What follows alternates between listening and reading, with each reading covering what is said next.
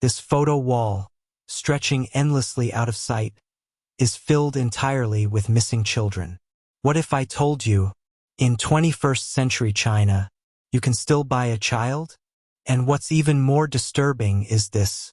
Sometimes that child comes from the black market, and sometimes from the system itself.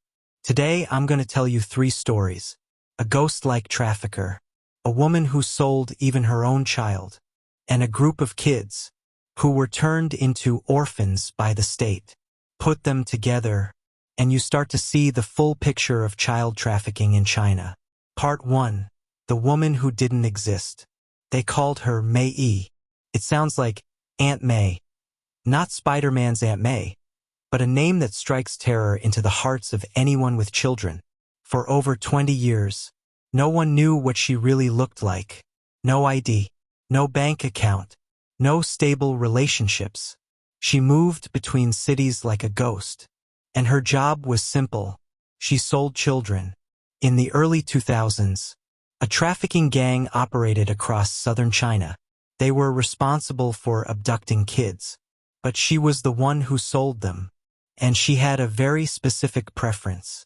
She only wanted boys between 1 to 3 years old. Why?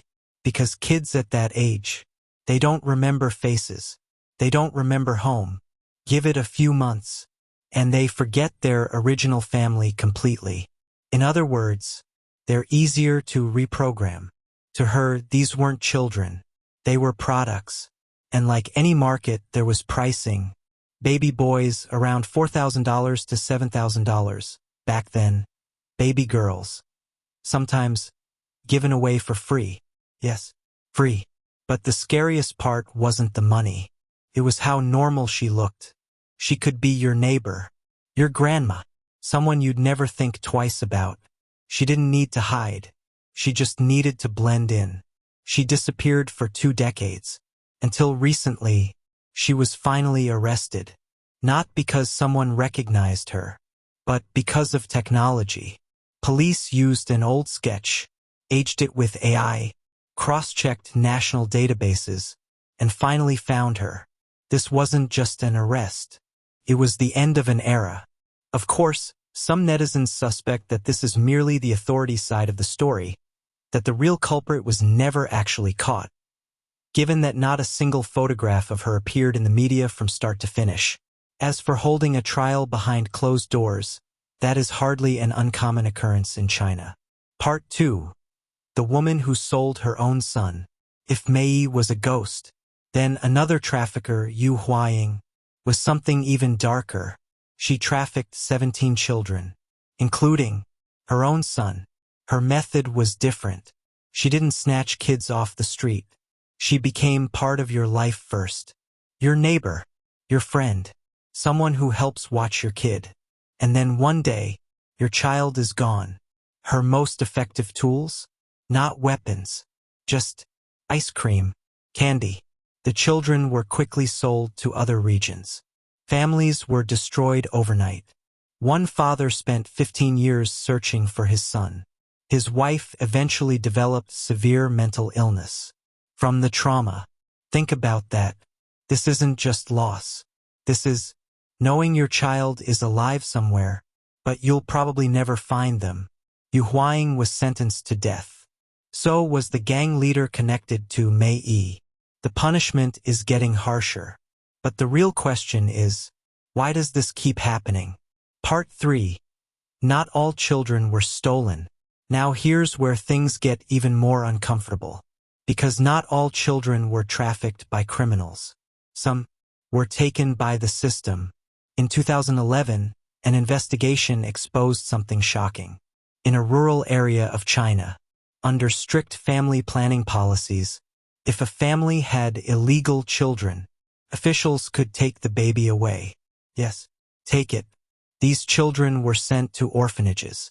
And then 3 things happened. They were all given the same last name. They were registered as abandoned. A search notice was published in newspapers. Sounds legal, right? But here's the problem. The parents were often rural farmers. They never even saw those notices. After the announcement period expired, These children became legal orphans, and then they were sent abroad.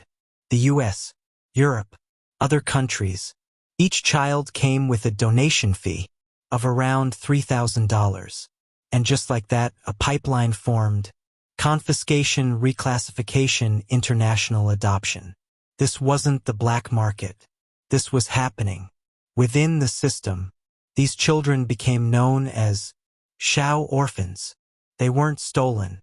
They were redefined. Part 4. The real driver demand. So why does this happen? The answer is simple and uncomfortable, because there are buyers. In some parts of China, having a son is still seen as essential. No son means no family line, no one to take care of you in old age, no social respect. So people buy one. And here's the disturbing part. Many of them don't think they're doing anything wrong.